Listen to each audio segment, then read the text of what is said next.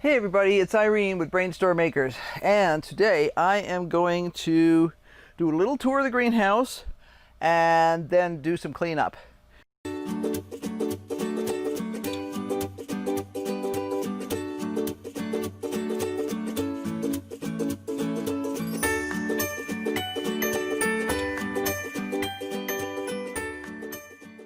Okay, the area closest to the door of the greenhouse. This is our tomatoes.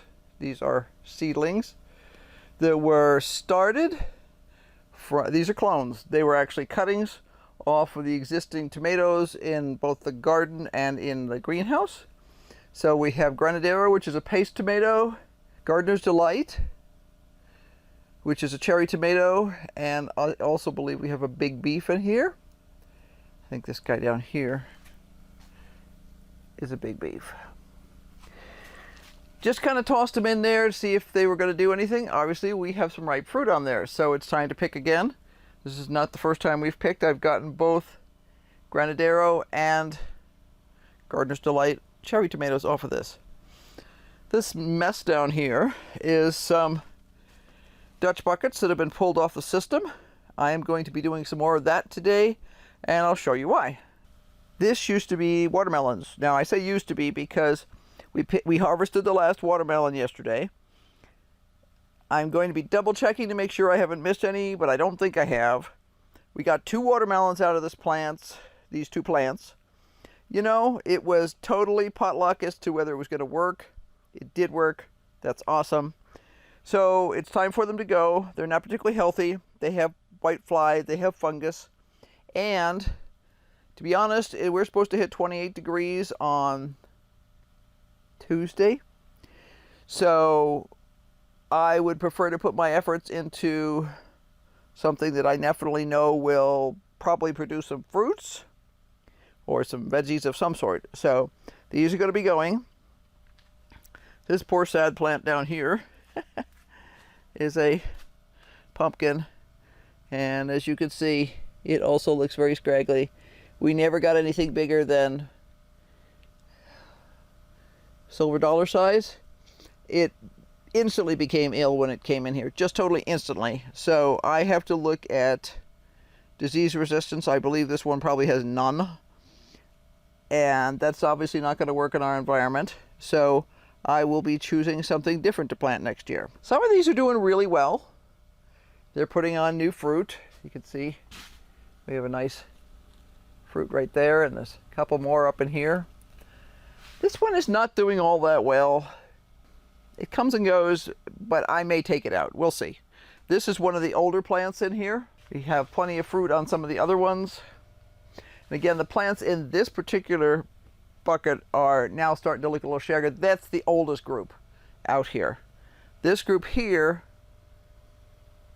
was planted later, and in general it's doing healthier. This one here has had recurring problems with spider mites, and it's like, okay, don't know. I just haven't been spraying as much lately. I have to make some decisions. And this is the future. These are kohlrabi. We know that kohlrabi would tolerate extremely cold temperatures. Something actually munched a couple of these, which was really annoying, but I have no idea what. So we'll see. So far lately, they seem to be doing okay. They're growing well. They've had a little bit of fertilizer, and they're popping up. These guys have done amazing. These are the peppers I threw in here. I had a total of 6 pepper plants. I didn't really have a good place to put them in the garden at the time, and I just decided I'd throw them in here because I know that pepper plants love heat, so it's not going to be a problem throwing them into a hot greenhouse. And they have done really well. I harvested a couple of big yellow peppers the other day, and let's see, this one here has got some more bell peppers on it. Got a ton of them that have been frozen and they're already in the deep freeze. Happy. These is what's left of my pak choy. They're looking a little shaggy right now, but there's still quite a bit of edible stuff in here. They look funky, but they're perfectly yummy. And the base stems and stuff like that are all fine. And some of the leaves, like this one, for instance, are perfectly fine. I actually used one of the biggest ones we had in here. And that's kind of why these guys were kind of squashed over here, because it was a bigger one over the top of them. I used that this past week. We had a chicken that we roasted, and when we were done with the roasting and all of the other meals that we got from it, including chicken salad and all that other sort of stuff, we made it into soup, and that was part of the chicken soup. These guys here are our peas. Now, these are regular peas, not field peas, but the spring peas. You can grow them spring or fall, and they're doing okay. These were just a random brand that I had from the grocery store. These are burpees. So I decided, rather than just let them sit there in the bucket, I would use them. These are our remaining 2 tomato plants. They look pretty scraggly, but as you can see, they are producing like crazy. I picked a whole handful of these cherry tomatoes the other day, and Henry and I just stood there and ate them. And it was really good. These are big beef. Now, you wouldn't guess that. These are little guys. But this one continues to grow, and it's continuing to put on flowers, so I'm just going to let it be. We'll see. They may or may not make it through the cold that's coming this week. And, you know, I'm just not going to worry about it too much. But what I am going to do today, we got this barrel on the right-hand side has now got water in it for irrigating in here. This one is empty, but it was put here just this week, so it's fine. And it can be filled up at any time. We're obviously not running the fans right now. It's actually only 73 degrees outside, and I think it's about 76 in here. We're very overcast today. We've got a front coming in. High winds tomorrow, followed by very cold temperatures. So it's that thing that's coming down into the Midwest, and we're going to get the little west side of it. What I'm going to do now is some cleanup. This is the old Dutch bucket system. Some of these, like this one, have been disconnected already. They no longer have water going into them, but a bunch of the other ones have water going into them because I need to actually cut off or plug the holes or something on the center line in order to disconnect those. Well, a bunch of these things are leaking now. This center line is 2 years old. It's gotten a bit brittle, so it's just not sealing as well as it should anymore. It needs to be replaced. So what I want to do is get a bunch of these other guys off of here and reduce the size of this.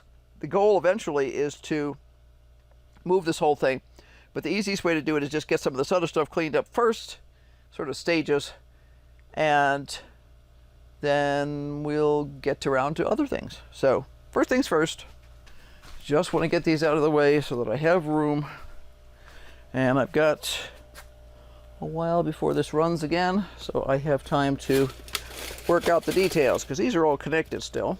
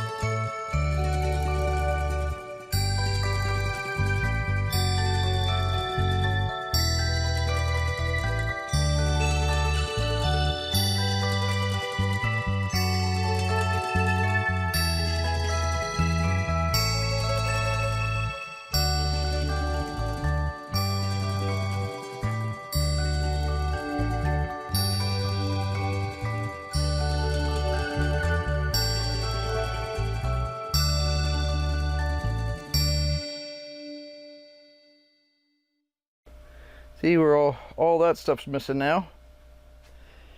And what that will let me do is actually pick up these, put them on the table temporarily. It's kind of a Tetris game. Ideally, I would put them down here, and I might just do that instead. I need to get rid of that deep water and stand it on its end somewhere. I need to clean up these guys too. So maybe what I'll do is clean these guys up first and then get on to the other stuff.